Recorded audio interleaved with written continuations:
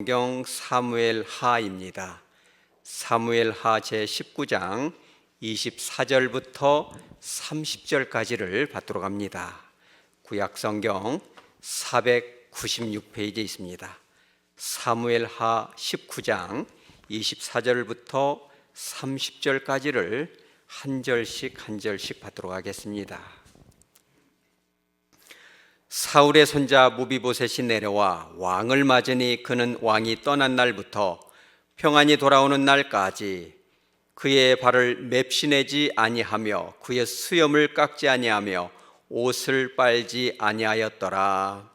예루살렘에서 와서 왕을 맞을 때에 왕이 그에게 물어 이르되 무비보셋이여 내가 어찌하여 나와 함께 가지 아니하였더냐 하니 대답하되 내 주 왕이여 왕의 종인 나는 다리를 절므로 내 나귀의 안장을 지워 그 위에 타고 왕과 함께 가려 하였더니 내 종이 나를 속이고 종인 나를 내 주 왕께 모함하였나이다. 내 주 왕께서는 하나님의 사자와 같으시니 왕의 처분대로 하옵소서. 내 아버지의 온 집이 내 주 왕 앞에서는 다만 죽을 사람이 되지 아니하였나이까. 그러나 종을 왕의 상에서 음식 먹는 자 가운데 두셨사오니 내게 아직 무슨 공의가 있어서 다시 왕께 부르짖을 수 있사오리까 하니라. 왕이 그에게 이르되 내가 어찌하여 또 내 일을 말하느냐. 내가 이르노니 너는 시와 밭을 나누라 하니 다 같이 무비보셋이 왕께 아뢰되 내 주 왕께서 평안히 왕궁에 돌아오시게 되었으니 그로 그 전부를 차지하게 하옵소서 하니라. 아멘. 잠깐 기도합니다. 걸어가신 하나님 아버지, 이 귀한 말씀을 들고 다니셨사오니 성령 하나님께서 임재하여 주셔서 아버지의 뜻에 합당하게 바르게 선포될 수 있도록 붙들어 주시고 듣는 우리들의 모든 심령이 순하여지고 좋은 옥토와 같은 밭같이 되어서 순종하는 마음으로 듣고 변화되는 축복의 시간 되게 하여 주시옵소서. 거룩하신 예수님의 이름으로 기도드리옵나이다. 아멘. 아동 작가로 유명한 김화요 이 작가가 이런 책을 하나 썼습니다. 설교 시간에 무슨 청소년 아동책이냐 하겠지만 주는 메시지가 만만치 않아서 소개하는 것입니다. 내가 모르는 사이에라는 그런 책인 것입니다. 그 내용을 잠깐 요약하면 이런 내용입니다. 이 배경은 이렇습니다. 서울에 있는, 물론 소설입니다, 마지막 달동네인 것입니다. 다 재개발이 되어서 개발된 땅의 소유자들은 아파트 한 채씩을 다 받고 부자들이 되었는데 마지막 달동네인 내별마을이 남았습니다. 그러니까 이 원래 아파트가 세워지기 전에는 내별마을에 많은 사람들이 살고 어린아이들이 많았는데 아파트가 다 생기니까는 거기는 도저히 살 수가 없는 달동네처럼 되어서 대부분 이사를 가버립니다. 도저히는 이사 갈 수 있는 형편이 안 되는 사람들만 남고 빈집이 즐비한 것이지요. 그런데 그 마을에 애초에 남자 여자 아이가 살았습니다. 누구냐면 효민이와 수연인데 이 아이들이 어렸을 때부터 거기서 태어나서 참 친하게 잘 지냈는데 7살이 되니까 이제 효민이는 이사갈 형편이 못돼서 거기에 남게 되고 수연이네 아버지는 돈을 잘 벌어서 앞에 있는 이 아파트 단지 아주 고급으로는 못 가고 약간 중급으로 이사를 갑니다. 멀리. 그래서 이제 이 수연이 이 딸 여학생네 아버지가 돈을 잘 벌었는데 사업이 와장창 소리가 나면서 갑자기 집에 빨당 닥지를 착착착 붙이고 험상묵 준 사람, 문신한 사람들이 와가지고 막 협박을 하는 통에 아버지가 도망을 갑니다. 그래가지고 이 여학생 수연이가 중학교 1학년이 됐는데 아주 얼굴도 이렇게 예쁘고 품격이 있는데 부자 아이들처럼 이렇게 이제 모르게 하다가 한 친구 여학생에게 말을 합니다. 2차, 저차, 3차에서 우리 아버지는 도망자 신세가 됐고 내가 이렇게 슬픈 입장이다. 이랬더니 여자친구 한 명이 그거를 듣고 눈물을 툭툭 흘리면서 너무 힘들겠구나 이렇게 위로를 해줬는데, 처음에는 눈물을 흘리는데 시간이 갈수록 그 친구가 소문을 퍼뜨리기 시작해가지고 전 교인들한테, 전 모든 학생들한테 이게 소문이 나서 저 집 아버지는 도망자고 돈 떼먹고 도망갔다 이래가지고 얼굴을 들고 살 수가 없어요. 그래가지고 다시 이제 재산이 한 푼도 없기 때문에 아버지는 도망에 갔고 엄마가 야를 데리고 다시 어디로 와야 돼요? 내별마을로 다시 옵니다. 몇 년 만에 왔는데 남자 짝꿍 효민이가 가만히 보니까 얼굴이 좋지가 않아요. 그래가지고 이렇게 그 아이를 이렇게 위로하려고 하는데 자꾸 피해 댕기고, 학교를 가는데 내별마을에 몇 명이 살아요? 딱 2명이 사는 거예요. 여학생 남학생 1명이 사는데, 앞에 있는 좋은 아파트 단지에 중학교 하나가 생겼어요. 마침 같은 반이 됐어요. 그런데 이 여학생은 이 내별마을에 사는 것이 들통이 나면 또 한 번 따돌림이 당할까 봐 새벽같이 일어나가지고 아파트 단지 뒤에 있는 산으로 삥삥삥 돌아가지고 학교를 가요. 그러니까 같은 반 아이들은 이 여학생 수연이가 어디 사는 걸로 알고 있어요? 아파트 단지에 사는 걸로 알죠. 집에 갈 때도 아파트 단지 뒤로 싹 돌아가지고 돌아서 내별마을로 가는데, 이 남자친구한테 뭐라고 하냐면은 너는 이러한 사실을 절대 말을 하면 안 된다. 그리고 집에서도 되도록 아는 체를 하지 말자. 마음으로는 이 남자가 참 자상한데 친하게 지내면은 들통이 나서 상처를 또다시 받을까 봐 중학교 1학년이니까는 그런 사실을 얘기를 안 해요. 그런데 어느 날 이런 일이 있어요. 주목이라는 남학생이 이 부잣집 아들인데, 엄청난 부자인데 그 집 아버지가 회사를 3개, 4개쯤 갖고 있어요.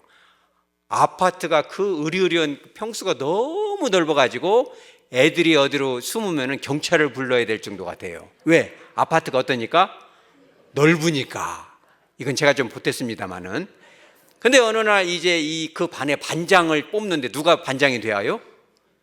내별마을 그 아이가 반장이 돼요. 항상 이 주목이는 아버지가 부잣집 이 아버지라 너는 세상에서 주목받고 살아라. 빛과 소금처럼 주목을 받으라 이래가지고 주목이라고 딱 지어놓고 항상 반에서 1등. 얼굴도 잘생겨. 엄마도 미인이니까 얼굴도 잘생겨. 인품도 좋아. 젠틀해. 피자 치킨도 잘 사줘. 공부도 잘해. 운동도 잘해. 무조건 반장인데 그 학년에서 딱 반장이 누가 되면 효민이가 돼버린 거예요.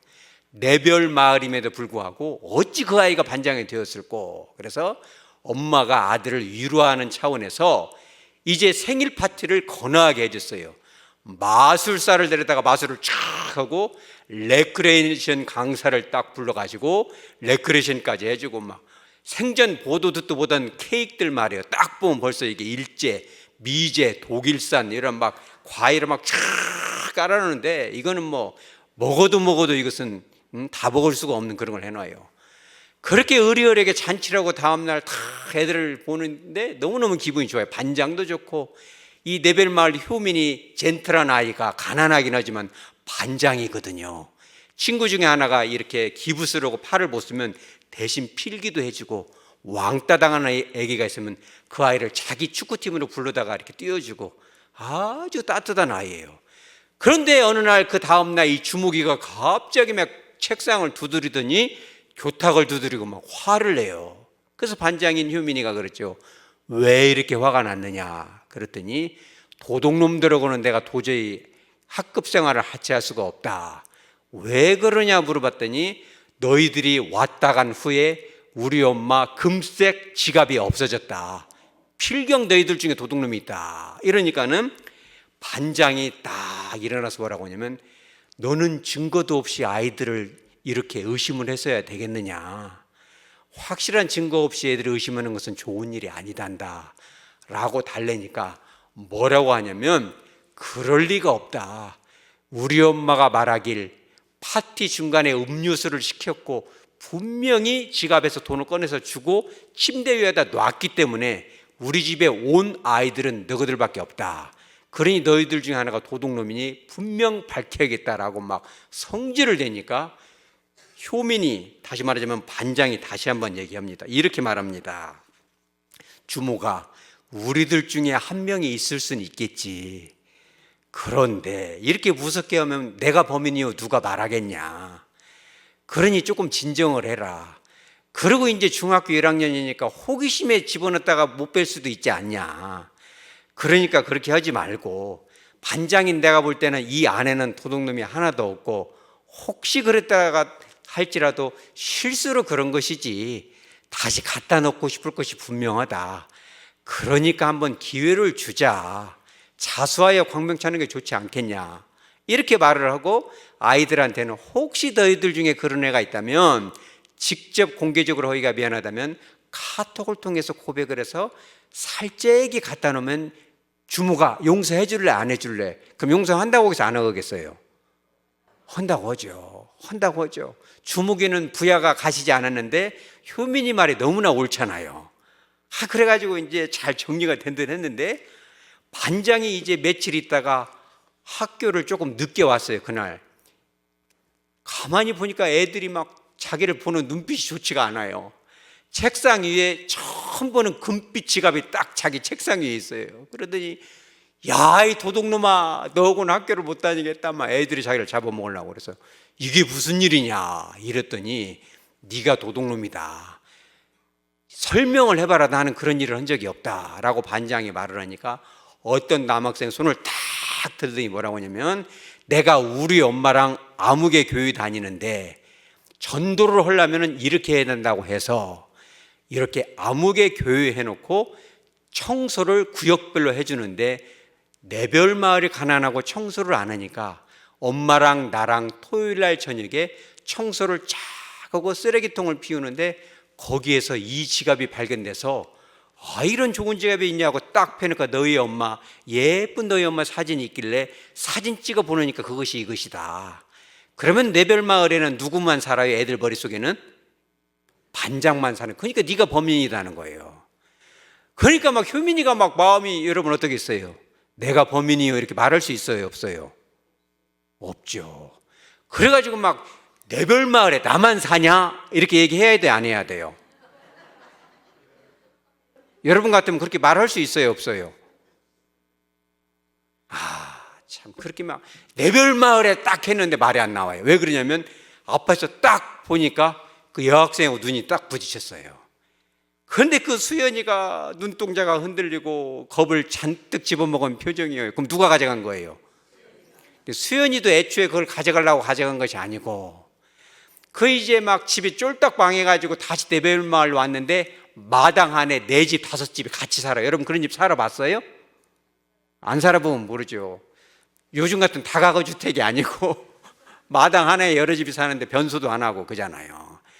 그런데 효민이가 예민할 때 가난하니까 옷을 막 이렇게 추레하게 입고 다녀야 되는데, 1살 많은 그 언니가 하나가 있어요. 라이라고. 가가 막 알바를 뛰어가지고 예쁜 옷을 입었는데 그걸 빌려줘가지고 너 이거 입으라 그러니까는 너무 기분이 좋아. 그 대신 공짜는 아니다 해가지고 그게 무슨 말이요? 그래서 먹을 것도 갖추고 막 빨래도 해주고 청소도 해주는데 어느 날 갑자기 10만 원을 돌라고 협박을 하는 거예요. 너무 무섭게 이거 안 갚으면 가만 안 놔둔다 하니까 마음에 쫄려있던 차에 생일 파티에 딱 갔다가 화장실 갔다 들어오는데 문이 열려져 있어요. 침실에. 장식장 안에 막 인형들이 쫙 있는데 그냥 보고만 오려고 딱 했는데 나오다가 금색 지갑을 본 거예요. 마음이 땡겨 안 땡겨? 살짝 땡긴 거예요. 그래서 보기만 하는 거예요. 그래가지고 딱 봤는데 가만 보니까 5만 원짜리 한 10대 장 들어있는 것 같아. 2장이면 돼. 딱 이렇게 손이 덜덜 떨리는데 애들이 쑥 들어왔어요. 얼른 집어넣고 침대 밑에 딱 숨어갔는데 이러면 안 되지. 다시 꺼내야지 하다가 꺼내 못 꺼내요. 꺼낼 타이밍을 놓쳐버렸어요. 너무 마음이 길어가지고 침대에다 다시 갖다 놔야지 하는데 거기까지 가면 애들이 화장실에 오고 가면 오는 통에 도저히 갖다 놓지 못하고 이 지경까지 온 거예요.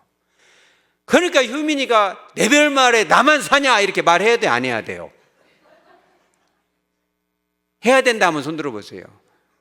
저 같으면 못 올 것 같아요. 그러니까 이 반장이 침을 꿀떡 삼키고 어쨌든 나는 도둑놈 아니요. 한마디만 하고 더 변명을 못해요. 그러니까 이 주먹이 부잣집 아들이 이게 도둑놈이다 이래가지고 얼마나 아이들이 가난한 집 거진지 알았더니 도둑놈이다 사기까지 해먹네. 애들이 막 소문이 나가지고 너무너무 괴롭혀요. 그러니까는 이 반장이 딱 한마디만 해요. 나는 도둑놈이 아니다. 그 이상 변명을 하지가 않아요. 그렇게 된 거예요. 여러분 억울해요, 안 억울해요? 많이 억울하죠. 오늘 성경의 본문에 보면 많이 억울한 사람 하나 나옵니다. 여러분도 억울한 일 있어요, 없어요? 여러분 억울한 삶을 살지 마시기 바랍니다.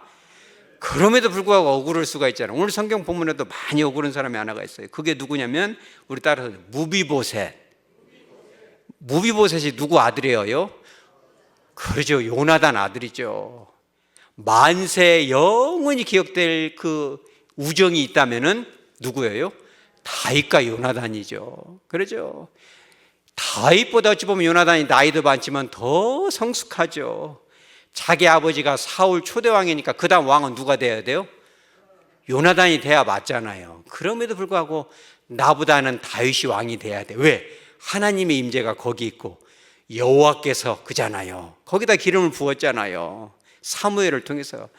그러니까 그런 사실을 알기 때문에 그런 왕자를 다 내려놓고 자기 아버지 사울로부터 다윗을 보호를 하잖아요. 그러면서 어느 날은 이 요나단과 다윗이 언약을 하나를 합니다. 사무엘상 20장 15절에 이렇게 얘기를 해요. 다윗이여, 여호와께서 너의 대적을 다 물리칠 것이다. 다윗의 대적이 누구예요? 사실은 지구 아버지죠. 대적을 다 물리친 후에 누구를 기억해라? 그래도 나와 내 새끼는 기억해줘라. 부탁을 하는 거예요. 우리 집은 멸절이 되겠지만, 우리 아버지는 무너지겠지만 나와 내 자식은 좀 지켜주면 좋겠다. 이러면서 42절에 이렇게 얘기를 합니다. 여호와 이름으로 맹세를 하자. 여호와께서 영원히 너와 나 사이에, 너희 자손과 내 자손 사이에 함께 계시기를 원한다라고 언약을 딱 해요. 그리고 다윗이 자기 아버지, 이 말하자면은 요나단 아버지 사울로부터 죽임을 당하지 않도록 편안하게 보내줘요. 그러고 나서 드디어는 이제 이 다윗이 왕이 되는데, 그러기 전에 이 사울 왕과 왕의 세 아들이 한날 한시에 죽어요. 어디서 죽어요? 길보아 산에서 블레셋과의 전투에서 싹 다 죽임을 당해요. 근데 사실 사울과 이 요나단 그리고 두 명은 누구의 할아버지, 누구의 아버지예요? 오늘 성경 본문의 이 등장인물인 무비보셋의 할아버지가 사울이고 아버지는 요나단이고 삼촌 두 명이 한날 한시에 다 죽게 돼요. 그러면 이 왕권 어떻게 됩니까? 몰락이 되죠. 그러면 다음 왕은 누구예요? 다윗이 왕이죠. 왕과가 몰락이 되고 새로운 왕이 생기면 이전 왕과의 왕자들은 어떻게 해야 옳아요? 죽여야죠. 3족을 멸하고 8족을 멸해야 다시금 반란의 씨를 없애는 것이, 그것이 어찌 보면 당연한 거고 성경에서도 여러 차례 나와요. 그래가지고 그 유모가 무비보셋도 죽을까 봐 그 아이를 들고 뛰다가 아기를 어떻게 해요? 아기를 내붙여요. 탁 떨어지니까 다리 한 개만 부러지면 좋은데 두 다리가 다 분지러져요. 그래가지고 두 다리를 다 절고, 그래도 이 아이가 죽을까 봐 숨겨놓고 있었어요. 근데 세월이 지나서 다윗이 왕권을 확실히 잡고 확실한 이 온 이스라엘의 왕이 되니까 생각이 하나가 돼요. 뭔 생각이 나요? 요나단과 약속했던 게 생각나고, 요나단이 자기를 위해서 축복하지 않았다면 어찌 내가 왕이 되었던고. 그래서 혹시 요나단의 후손이 있을까 봐 조사를 합니다. 이 은혜를 갚아야 되겠다. 이래서 사무엘하 9장 1절에 이렇게 말합니다. 다윗이 뭐라고 그래요? 사울의 집에 누가 있느냐? 아직 남아있는 사람이 있느냐? 내가 그 은혜를, 요나단에게 그 받았던 그 우정, 그 은혜, 그 언약을 갚아야 되겠다. 이렇게 얘기하니까 9절에 뭐라고 그래요? 무비보셋이 있나이다. 그는 쩔뚝발이니다 라고 얘기를 해요. 그게 무슨 말이냐? 요나단의 아들을 데려오니라 싹 데려와요. 데려와가지고 사울 왕의 재산이 많아요. 적어요? 어마어마하죠. 그 재산을 누가 관리를 했냐면 시바라는 이 시중 장이 그거를 관리를 했어요. 그거를 싹 다 뺏어다가 누구한테 줘요? 요나단의 아들한테 다 줘요. 뿐만 아니라 다윗 왕이 밥을 먹을 때 누구를 데려다 밥을 같이 먹어요? 무비보셋을 데려다 밥을 먹어요. 히브리 문화상 밥을 같이 먹으면 그거 뭐예요? 식구가 되었다.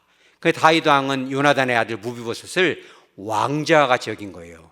그런데 희한한 것이 하나가 있어요. 사무엘하 9장에 보면은 10절에 이렇게 나와요. 그 시종장인 시바의 아들이 몇 명이에요? 15명이에요. 종은 몇 명이에요? 여러분, 종이 아들을 그렇게 많이 낳을 수 있어요, 없어요? 종은 아들을 많이 낳을 수가 없어요. 아들을 15명을 낳으려면 아내가 한 명으로 충분해요? 아니면 더 있어야 돼요? 지금처럼 산부인과가 없던 시대에 불가능하죠. 어디 종이 말하자면 각시를 여럿을 데리고 살아요. 종이 종을 데리고 있는 것은 상식적이에요, 비상식적이에요? 상식 밖이죠. 그러니까 이 시바라는 사람은 사울의 재산을 다 관리를 한 청직인데 사울왕을 싹 꼬드겨 가지고 횡령을 했든지 착복을 했든지 뭔가 이 사람은 욕심이 많은 사람이에요. 이 술수가 보통이 아니에요. 이름도 시바 그러면은 이거 어감이 좋아요, 안 좋아요? 이게 제가 단위에서 말하기는 좀 그렇지만 어감도 안 좋잖아요. 이게 언어를 떠나서 한국말은 아니지만 그 어디 종이 이런 거 또 종을 데리고 사는 것도 요상스럽고 한두 명도 아니고 20명씩이나 아들도 15명이면 각시는 몇이고 이 분명히 어디서 이게 했잖아요. 이거를 갖다가 그잖아요. 그게 착복을 한 거 횡령을 한 것이죠. 그렇게 있던 차에 이 다윗 왕이 잘 나갔으면 좋은데 아들 하나 반역을 해. 그 누구예요? 압살롬. 이게 어감이 좋아요, 안 좋아요? 여러분, 그러니까 이름을 잘 지어야 돼, 못 지어야 돼요? 압살롬이 뭐예요, 압살롬이? 뭐 이런 놈 저런 놈도 있지만 그냥 좋은 놈 차라리 그러든지. 우리도 시장에 가면 좋은 놈 하나 주시오 이러지만 압살롬 그러면 별로 좋지가 않잖아요, 어감이. 이 압살롬이 이름처럼 그 나쁜 짓을 하고 아버지한테 반역을 하니까 다윗이 도망을 가요. 그 도망갈 때 다윗 편에 섰던 사람들이 다 도망와요. 일부는 배신을 해요. 상당 부분 배신을 해요. 그러니까 다윗이 도망갈 때 마음에 많이 아픔을 느꼈어요. 야, 다 따라올 줄 알았더니 안 따라와.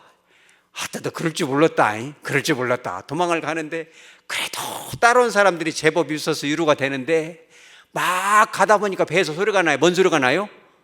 꼬르륵 꼬르륵 소리가 나요. 한두 사람이 아니죠.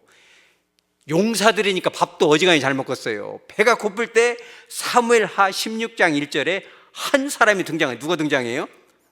무비보셋의 종인 시바가 나타나요. 벌써 이름이 안 좋잖아요. 그러면서 이 시바가 안장 지은 두 닭에다가 뭘 갖고 와요?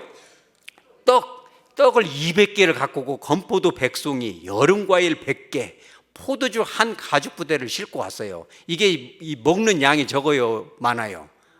어마어마하죠.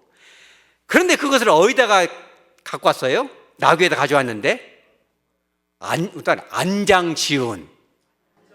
여러분, 이거 좀 이상하냐, 안 이상해요? 여러분, 안장은 음식 올려놓으라는 거예요? 사람 탈라는 거예요? 사람을 탈라는 건데 이 안장에다가 음식을 갖고 오는 건 요상스럽잖아요. 뭔가 이상해. 사실 그 안장 위에는 누가 앉아 있어야 돼요? 사람이 앉아 있어야 되는데 누가 앉아야 되냐면 두 마리 중에 한 마리는 누가 앉아야 돼요? 무비보셋이 앉아야 돼요. 너무 이상하잖아, 이게. 그잖아요. 안장을 치우고 음식을 실어야 더 많이 실으는데 사람이 타려고 준비해놓고 음식을 실어놓는 것도 이상하잖아요. 그러니까 다윗이 가만 보니까 요상스러워요. 그래서 물어봐요, 시바한테. 너가 무슨 뜻으로 이것을 가져왔냐? 네 의도가 뭐냐? 음식이 너무 많으니까 좀 부담이 되잖아요. 침이 꿀떡 넘어가긴 하지만. 그리고 가져오려면 네가 가져올 것이 아니고 누가 가져와야 돼요? 무비보셋이 가져와야죠. 너는 그런 권한도 없고 네 의도가 뭐냐? 다윗이 딱 본 게 요상하잖아요. 안장도 이상하고. 물어보니까는 그 의도를 말을 하니. 하여튼 사기꾼들은요, 우리 교회도 지금 사기꾼 전문 잡는 그 형사님이 한 분 계시잖아요. 사기꾼들은 뭐가 달라도 말이 다르죠. 말해보면요, 하다 보면 그 사람이 진짜 잘한 사람이 돼버린다니까. 이게 잘못은 내가 했어도 얘기하다 보면, 잘못은 저 사람이 했어도 말하다 보면 누가 잘못한 사람 돼요? 내가 잘못한 사람 된다니까. 시바한테 무슨 의도냐 그러면 뭘 말해야 돼? 의도를 말을 해야 돼. 근데 의도를 말하는 것이 아니라 이러고 말을 해요. 나귀들은 왕의 가족들이 타시고 안장까지 해놨으니까 과일과 떡은 청년들이 먹게 하고 포도주는 들에서 피곤한 자들에게 마시게 하러 왔습니다. 말을 슬쩍 피해가는 거예요. 그러니까 다윗이 만만치가 않잖아요. 그럼 너희 주인은 어디 갔느냐 이럴 때 결정적인 말을 해요. 뭐라고 해요? 사무엘하 16장 3절에 예루살렘에 지금 있습니다. 원래는 어디로 와야 돼요? 다윗 왕을 따라와야죠. 다윗 왕을 어려울 때 함께 할 수 있는 친구가 진짜잖아요. 예루살렘에 있는데 왜 있냐면은, 왜 있다고 그래요? 이스라엘 족속이 오늘 내 아버지의 나라, 이 아버지는 누구예요? 요나단과 사울이잖아요. 사울의 나라를 다시 세워서 다윗 없을 때 사울의 왕가를 내가 다시 하겠다라고 반역을 일으켰다는 거예요. 그러면 다윗 입장에서는 이 반역이 몇 번 일어나는 거예요? 아들 때문에 반역이 일어났는데, 그렇게 아들처럼, 말하자면 양아들처럼 여겼던 무비보셋까지 또 반역을 일으켰다고 하니까 막 성질이 나버리는 거예요. 그러니까 이 다윗이 뭐라고 그래요? 4절에, 사무엘하 16장 4절에 무비보셋에게 다 줬던 거 싹 빼서 네가 가져 번져라, 이렇게 얘기를 해요. 여러분, 그렇게 말을 하면 돼요, 안 돼요? 우리 따라서죠. 말은, 양쪽 말을 다 들어봐라. 다 들어보고 얘기를 해야죠. 양쪽 말을 들어봐야 되는데 한쪽 말만 듣고 싹 다 뺏어 번져가지고 시바한테 줘버리잖아요. 이제 그리고 나서 이제 압살롬의 난이 평정이 되고 나서 다윗이 예루살렘 궁으로 싹 돌아온다는 소식이 들리니까 누가 마음이 제일 쫄려요? 두 사람이 쫄립니다. 그 중에 한 명이 뭐냐면 사무엘하 19장 16절에 시므이라는 베냐민 사람인데 사울 왕의 먼 친척이에요. 이 사람이 왜 쫄렸냐면 다윗 왕이 도망갈 때 막 돌을 던지고 막 피를 흘린 자여, 너는 피를 흘렸으니까 저주를 받았다. 얼른 가버리라, 얼른 가버리라라고 욕을 했던 사람이 누구예요? 시므이예요. 그게 이제 다윗이 돌아온다니까 막 가슴이 쫄려가지고, 이 시므이도 보통 사람은 아니에요. 혼자 와가지고 너 없을 저러면서 잘못했습니다 하는 것이 아니라 몇 사람을 데리고 대동에서 와요? 사무엘하 19장 17절에 베냐민 사람 몇 명? 1000명을 데리고 와요. 1000명한테 뇌물을 썼는가, 1000명을 대동해서 와가지고 잘못했습니다. 그러니까 다윗이 벌을 주기가 쉬워요, 어려워요? 어려운 거예요. 왜?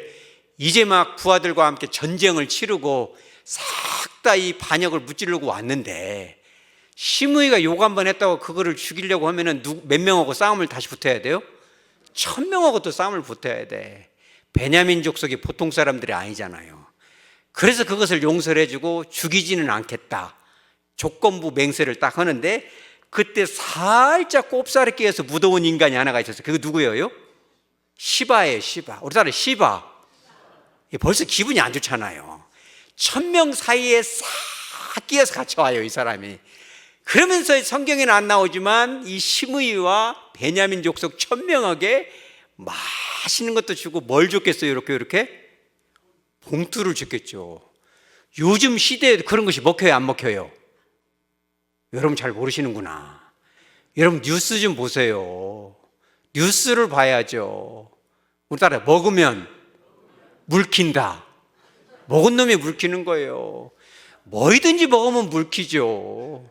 대법관도 물키고 판사도 물키고 누구든지 먹으면 물키는 거예요. 여러분 그래요, 안 그래요? 누구든지 뭔가는 이런 대가를 받으면 그거를 해야 돼, 안 해야 돼요? 누가 봐도 이상한 것을 할 수가 있잖아요. 그러니까 이 시바가 모든 뇌물을 먹이고 다 해놔서 1000 몇백 명과 싹 어우러지니까, 이렇게 하니까 시바를 벌을 줄 수가 있어요, 없어요? 주기가 어려워지는 거예요, 여러분. 여러분 그걸 알아야 돼요.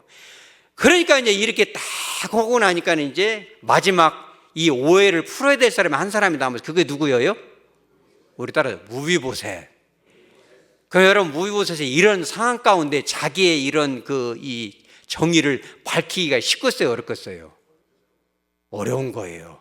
그래서 억울하다는 거예요. 오늘 반장 효민이도 자기의 그 억울함을 풀 수는 있어요. 내 별 말에 나만 사냐 한마디만 하면 돼요. 누가 돌아갔는지는 짐작상 다 나오잖아요. 근데 그거를 밝히기가 쉬워요, 어려워요?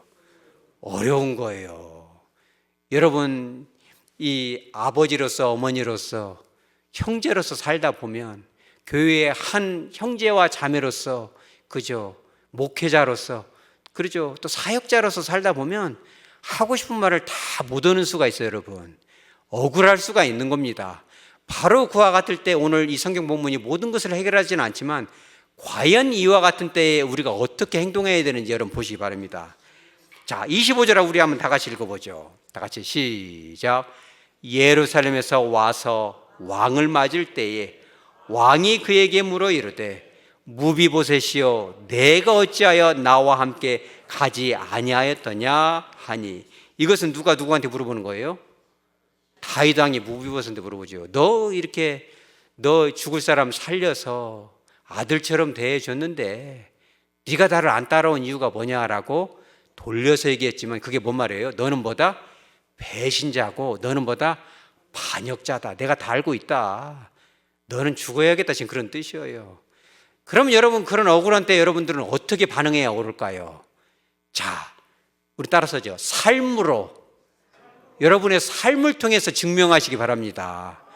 10마디 말이 필요가 없어요. 무비보셋이 24절에 이렇게 나옵니다. 사울의 손자 무비보셋이 내려와 왕을 맞으니 그는 언제부터 언제까지? 왕이 떠난 날부터, 왕이 도망간 그날부터 언제까지? 돌아오는 날까지. 왕이 떠난 날부터 돌아온 날까지는 다윗 왕에게는 일생의 가장 힘들 때예요. 여러분 진정한 우정이라면 상대방이 가장 힘들 때 함께 있어 주시기 바랍니다. 무비보셋은 어느 누구보다도 다윗 왕과 함께 가고 싶었을 거예요. 다리 두 개를 저르니까 혹시 내가 이 패가 되지 않을까, 괜히 따라갔다가 민폐 끼치지 않을까 마음도 있었지만 꼭 따라가고 싶은 결심이 있었죠. 그런데 어떻게 못 가게 됐어요. 본의 아니게. 마음이 너무 안 좋죠. 그래가지고 그가 했던 행동 3가지가 있어요. 그 첫째가 뭐예요? 발을 씻지 않았어요. 발톱도 안 깎고 발도 안 씻었는데, 두 번째 뭐 하라 했어요? 수염을 깎지 않았어요. 그리고 뭘 안 빨아 입었어요? 옷도 안 빨았어요. 상당한 시간 동안 이렇게 했어요. 여러분 반역을 일으키려면 뭐부터 입어야 돼요? 양복부터 비싼 거 사 입어야 돼요. 면도도 잘하고 얼굴에다 잘 발라가지고 그냥 한 끝발 하는 것처럼 보여야 이것이 말이 먹히는 것이지, 추레허니 이 다윗이 돌아오는 날 살짝 이렇게 해서는 돼요, 안 돼요? 할 수가 없죠. 수염은 깎아버리면 다시 날 수가 없잖아요. 갖다 붙이지 않는 이상은. 그러니까 누가 봐도 이건 반역을 한 거예요, 안 한 거예요? 누가 봐도 이것은 반역을 한 것이 아니에요. 여러분 삶을 통하여 여러분 삶의 그런 의로움을 입증하시기 바랍니다. 뿐만 아니라 이 무비보셋은요, 자기 아버지 요나단이 했던 것처럼 다윗 왕을 향한 마음이 어땠어요? 엄청난 사랑이 있었어요. 그잖아요. 다윗 왕이 자기를 죽음에서 살려줬을 때, 패족이잖아요. 패족. 몰락한 왕가인데 자기를 살려서 아들처럼 세워줬는데 그 사랑하는 다윗이 쫓겨가는구나, 이렇게 생각하니까 마음이 너무 안 좋죠. 다윗이 얼마나 그 사랑하는 마음이 있잖아요. 그러니까 다윗이 그 무비보셋의 그 애처로운 눈빛이 보였을까 안 보였을까요? 이미 다 보였죠. 수염을 안 깎은 거, 추레한 옷, 발냄새 나는 그런 발, 길어나 있는 발톱만 봐도 얘가 반역을 일으켰을 리가 없다라는 것이 분명했을 거예요. 자, 그런데 또 한 가지는 뭐냐면, 우리 따라서 하죠. 분명하게 변호하자. 여러분 그 억울한 일이 있을 때 여러분들의 그 억울함을 때가 되면 성령의 인도하심 따라서 그 사람 앞에 분명하게 자기 변호하시기 바랍니다. 그냥 덮어만 둔다고 되는 건 아니에요. 그러나 우리가 자기 변호할 때 감정에 사로잡힌다거나 화를 낸다거나 상대방에게 모욕을 준다거나 그렇게는 하지 마시기 바랍니다. 오늘 성경에 아주 훌륭한 정형이 나오는데 이 무비보셋은 여러 소리를 안 하고 딱 3마디라고 합니다. 이게 뭐냐면 첫째는 그거예요. 26절에 왕과 함께 가려 하였다. 내가 따라가지 않은 것이 아니다. 따라가려 하였다라는 거예요. 그 증거가 어디에서 나와요? 우리 따라서 하자. 안장 얘기를 해요. 26절에 내 나귀의 안장을 지워 그 위에 타고 가려고 했다라고 분명히 얘기를 해요. 그러면 다윗의 머릿속에 뭐가 생각났겠어요? 안장이 생각나죠. 옳거니 그때부터도 이상하다고 생각했지. 적지 않은 식량을 갖고 오는데 사람 털려는 안장이 웬일이냐. 뭔가는 이상했고 시바의 말이 조금 이상한 거를 알았어요. 먹으면서도 알았는데 안장 얘기를 하고 또 이 무비보셋의 이런 수염이나 모든 것을 보니까 아, 그랬구나, 오려고 했구나. 그러면서 두 번째 뭐라고 하냐면 내 종이 나를 어떻게 했다? 속였다. 뭘 속였냐면 안장까지 다 지워놓고 타려고 딱 하는데 잠깐만 화장실 좀 갔다 오자. 딱 한 사이에 그냥 안장을 내려놓을 이 시간도 없이 금방 도망가 버린 거예요, 이게 시바가. 그러니까 이것이 속였다는 것이 두 번째고, 세 번째는 뭐예요? 나를 내 주와 함께 뭘 했다? 모함을 했다. 거짓 허위 증거를 선포를 했다는 거예요. 모함을 했어도 보통 모함이 아니라 어떤 모함을 했어요? 그렇죠. 반역을 일으키려는 모함을 했다라고 결정적인 말을 딱 한 거예요. 그것을 이제 이 무비보셋이 세 가지를 더듬을 거 없이 나는 도둑질 안 했다. 오늘 그 반장이 말한 것처럼 나는 분명히 도둑놈이 아니다라고만 담백하게 증거를 하죠. 왜? 볼 것을 다 봤고 다윗이 들을 것을 다 들었고 시바의 말도 들었고 내 말도 들었고 내 모습도 봤고 안장도 봤으니 이제 뭔만 남았어요? 그걸 따라서 판결. 자, 여러분들도 판결을 잘하시기 바랍니다. 여러분들도 삶을 살면서 뭔가를 판단하잖아요. 이것이 옳은지 저것이 옳은지, 이렇게 선택할 것인지 저렇게 선택할 것인지, 이 사람을 믿어줄 건지 말 것인지, 관계를 이어갈 것인지 정리할 것인지 거리를 둘 것인지, 여러분 하나님 앞에 바르게 판결하시기 바랍니다. 왜 그러냐면 그 판결은요 영원 무궁토록 이것이 주님 앞에 기록되어 있기 때문에 그래요. 그러면서 할 말을 다 했기 때문에 추가적인 자기 번호를 이제 27절에 무비보셋이 합니다. 뭐라고 하냐면 왕께서는 하나님의 사자 같으시니 왕의 처분대로 하옵소서. 이 말이 다윗에게는 어떻게 다가와요?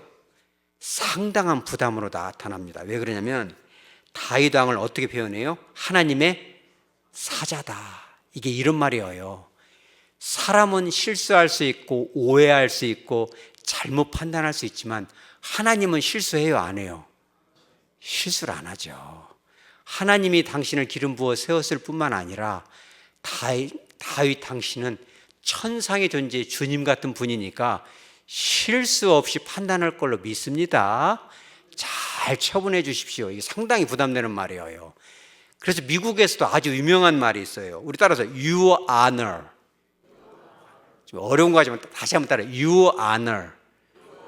존경하는 재판관님. honor란 말이 명사로 존경, 영예, 영광이라는 뜻인데 미국에서는 딱 한 사람만을 향해서 써요. 어찌 보면 좀 고약한 말이죠. 이런 말은 사실은 누구한테 써야 돼요? 하나님께만 써야죠. 그런데 미국에서는 대통령한테도 안 쓰고 장관한테도 안 쓰고 주님께도 안 쓰고 누구한테만 써요? 재판관한테만 써요. 존경하는 재판관이 참 좋은 말 같지만 상대방은 뭘 느껴요? 부담을 느끼죠. 똑바로 안 하면 존경 못 받는다, 지금 그런 말이거든요. 다윗이 엄청난 부담을 느껴요. 그게 이제 이 무비보셋이 억울함을 풀어주기를 간곡히, 내가 알기로 당신은 천상의 존재 같고 하나님의 사자 같으니까 똑바로 판결해 주기를 간곡히 부탁하나이다. 아주 심플하게 단순하게 말을 하는데 무비보셋이 다윗의 눈빛을 보니까 눈빛이 어때? 편안해요, 불편해요? 엄청이나 불편해요. 눈동자가 막 흔들리는데 누구 때문에 그래요? 이 시바 때문에. 왜냐하면 시바로부터 뭘 먹었어요? 뇌물을 먹었잖아요. 떡이 200개를 먹었고 포도주 가죽들을 먹었고 모든 것을 먹었는데 이 시바가 다윗한테만 뇌물을 준 것이 아니라 누구한테도 줬어요? 베냐민 전사 1000명한테. 따라서 1000명한테 뇌물을 먹여가지고 막 그 눈이 부리부리한 전사들이 쫙 있는데 판결하기가 쉬워요, 어려워요? 어려운 거예요. 뿐만 아니라 이 시바가 압살롬 편에 설 수도 있었는데 그래도 배고플 때 와서 도와준 걸 생각하니까 함부로 하기가 굉장히 애매하고 판결 한번 잘못했다가 내란이 일어날 것도 같아요. 그러니 가장 쉬운 방법은 누구를 무시하는 거예요? 무비보셋을 무시하면 돼요. 왜냐하면 쩔뚝발인 데다가 두 발 다 못 쓰잖아요. 그러니까 무시를 하고 싶은데 목에 뭐 가시처럼 하나가 또 딱 걸려요. 무엇이 걸려요? 누가 생각이 나요? 요나단이 생각나잖아요. 자, 요나단이 생각나죠. 그러니까 무비보셋이 그런 다윗의 눈동자가 흔들리는 걸 다 봤어요. 그러니까 무비보셋이 훌륭해요, 다윗이 훌륭해요? 무비보셋이 훌륭하죠. 한마디 더 옵니다. 자, 여러분 무비보셋같이 되시기 바랍니다. 여러분 주님의 마음을 품으시기 바랍니다. 무비보셋은 다윗의 그 난처한 입장까지도 다 봅니다. 그러면서 오늘 본문의 28절에 이렇게 말해요. 내 아버지의 온 집이 내 주 왕 다윗 왕 앞에는 다만 죽을 사람같이 되지 아니하였나이까. 우리는 몰락한 패족이고 나도 진작에 죽었어야 되는데 당신이 나를 살려준 것만 해도 너무 고맙고 내가 그것을 잊지 않았다는 거예요. 뿐만 아니라 목숨만 살려줘도 이것이 정말 고마운데 저를 왕의 상에서 밥을 같이 먹는 왕자처럼 해주셨으니 내가 뭘 더 부탁을 하겠습니까? 설령 시바의 손을 들어주고 나를 무시한다 하더라도 저는 원망하지 않겠나이다. 당신 편의에 맡겨 하시면 됩니다. 저는 누구밖에 없다? 다윗 왕만 건강하면 됩니다. 왜? 다윗 뒤에는 누가 있어요? 온 이스라엘 백성들이 있잖아요. 저를 그냥 들여받고 가시옵소서. 저는 목숨 달린 것만 해도 고맙습니다. 이렇게 얘기를 해요. 그러니까 다윗이 그 말을 듣고 고마워요, 안 고마워요? 고마운 마음이 살짝 들으려다가 수치가 밀려와요. 왜? 너무 창피스럽잖아요. 그리고 누가 또 생각이 나요? 요나단이 생각나요. 그러니까 막 그 말을 들으니까 막 죽을 지경이 돼요. 그래서 다윗이 29절에 아주 유명한 말을 해요. 내가 어찌하여 또 내 일을 말하느냐. 이거는 네 말을, 무비보셋 말이 듣기가 좋다는 거예요, 듣기가 괴롭다는 거예요? 엄청 괴롭다는 거예요, 그런 말 자체가. 그래서 공동번역에서는 이렇게 나와요. 이렇게 번역, 무슨 말이 그렇게 많냐, 이렇게 번역을 해놨고 NIV에서는 Why say more? 왜 이렇게 말을 많이 하냐, 양 듣기가 싫어 죽겠다, 입 좀 닥쳐라, 양심의 가책 때문에 펄쩍펄쩍 뛰겠다. 여러분 다윗이 그렇게 하면 돼요, 안 돼요? 안 되죠. 사실 지금 상처는 누가 제일 많이 받았어요? 무비보셋이죠. 무비보셋은 정말 다윗이 그 고통 속에 있을 때 밥도 제대로 안 먹고 세수도 아니고 발도 안 씻고 다윗이 안전하게 돌아오기만 생각하고 옷도 안 빨아입고 눈물을 흘려서 다윗이 이스라엘 왕이고 다윗 개인이 좋았어도 하지만 하나님의 영광이 그 위에 있기 때문에 왕국만 살아남으면 자기 같은 것은 죽어도 되니까 진작 죽었어야 할 목숨이고 지금 삶은 보너스니까 그렇게 하고 왔는데 자기를 오해를 사게 한 것을 이거를 풀어줘야 되니까 무비보셋이여 미안하다, 그리고 고맙다, 사랑한다 이렇게 말을 해야 옳잖아요. 그렇다면 누구를 혼을 내야 맞아요? 시바를 혼을 내야죠. 양 그잖아요. 그죠? 그런데 혼을 내음과 동시에 뭘 뺏어서 누구한테 줘야 돼요? 시바가 갖고 있던 걸 다시 이랬다 저랬다 하는 건 참 미안한 일이지만 또 뺏어서 줘야 하잖아요. 진짜 뺏어서 줬다가 또 뺏었다 또 뺏어서 줘야 하잖아요. 그래도 할 것을 해야지. 근데 다 줘요, 안 줘요? 안 줘. 얼만큼만 줘?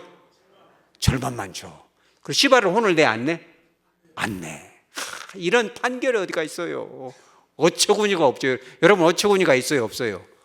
어처구니가 없어요. 그잖아요. 그러니까 시바를 데려다가 혼을 내야 되는데 혼도 안 내고 그냥 어물쩍 넘어가고 무비보셋의 명예를 살려주지도 않고 그냥 절반만 가져라 하고 딱 끝을 내버려요. 그러니까 무비보셋의 그런 인격이 한 번 더 나와요. 우리 30절 한번 읽어보죠. 시작. 무비보셋이 왕께 아뢰되 내 주 왕께서 평안히 왕궁에 돌아오시게 되었으니 그로 그 전부를 차지에게 하옵소서 하니라. 아멘. 절반만 줄 것이 아니라 그 전부를 시바에게 주옵소서. 이런 이 표현 속에 여러분 무비보셋이 다 줘버리시오, 그것이 1번. 2번, 그것보다 당신만 안전히 돌아왔으면 다행입니다. 2번. 여러분 1번 같아요, 2번 같아요? 2번이죠. 시바는요, 아니 그 무비보셋이 원했던 것은 재산이 아니었어요. 다윗만 안전히 돌아오면 되고 왕국이 회복되면 되는 거고 다윗을 사랑하고 다윗과의 관계만 회복되면 되고 자기 명예만 살아나면 되는 거예요. 이런 물질은 줘도 그만 안 줘도 그만이라는 거예요. 여러분 그와 같은 진짜 자기 변호를 하시기 바랍니다. 굉장히 중요하죠. 여러분이 이렇게 했다고 하면 억울해, 안 억울해요? 이렇게 말이 끝나버렸다면 저 같으면 많이 억울할 것 같아요. 한 소리 했을 것 같아요. 다 뺏어서 줬다 이랬다 저랬다 합니까? 정말 못났네요. 다 뺏어도 안 주면 안 받을랍니다. 에이, 안 받아요 이렇게 했을 것 같아요. 똑같은 말이어도. 근데 이 무비보셋은 아버지를 타겨가지고 요나단을 닮아서 천상의 그 인격을 갖고 있잖아요. 다 주십시오 이런 것보다는 나는 당신이 좋습니다. 이렇게 얘기를 하잖아요. 그럼 억울하지 않다는 거예요. 첫째는 뭐냐면 자기의 무죄함을 자기가 아주 심플하지만 다 증거를 해서 자기는 할 말을 다 했다는 것이 첫째고, 두 번째는 뭐냐면 다윗이 그런 무비보셋의 무죄함을 나중에 다 알게 돼요, 안 알게 돼요? 다 알게 되고, 이 본문에는 기록이 돼 있지 않지만 이후에 다윗이 무비보셋을 엄청난 사랑을 줍니다. 어떻게 알 수 있냐면 하나님께서 기브온 사람의 사건 일로 사울 집안을 멸절을 시킬 수밖에 없는 상황이 와요. 7사람을 죽일 수밖에 없어, 사울의 이 직통 후손을. 그때 유일하게 한 사람을 살려요. 누굴 살려요? 무비보셋을 아낍니다. 할렐루야. 이 속에는 다윗의 정말 사과와 감사와 사랑이 담겨 있는 거죠. 여러분, 지금은 억울해도 상대방이 다 깨닫게 될 걸 믿으시기 바랍니다. 세 번째는 뭐냐면 이것이 어디에 기록이 됐어요? 성경에 기록이 됐어요. 다윗이 이 성군이긴 하지만 다윗의 이런 엉뚱한 판결이 언제까지 여러분 남아있을 것 같아요? 이 성경 말씀이 영원 무궁토록 기록이 되고, 다윗왕 너보다 무비보셋이 더 훌륭하다라고 분명히 여호와께서 기록을 해놨는데, 이 다음에 천국에 가게 되거들랑 무비보셋은 모든 이 천군 천사뿐만 아니라 저와 여러분으로부터 뭘 듣게 돼요? 칭찬을 듣게 되죠. 무비보셋, 당신 얼마나 훌륭합니까? 훌륭합니까? 그죠? 여러분 꼭 그렇게 하시기 바랍니다. 나중에 오늘 이 처음에 소개했던 이 아이, 반장 아이가 막 따돌림을 엄청나게 당해요. 애들이 막 그래요.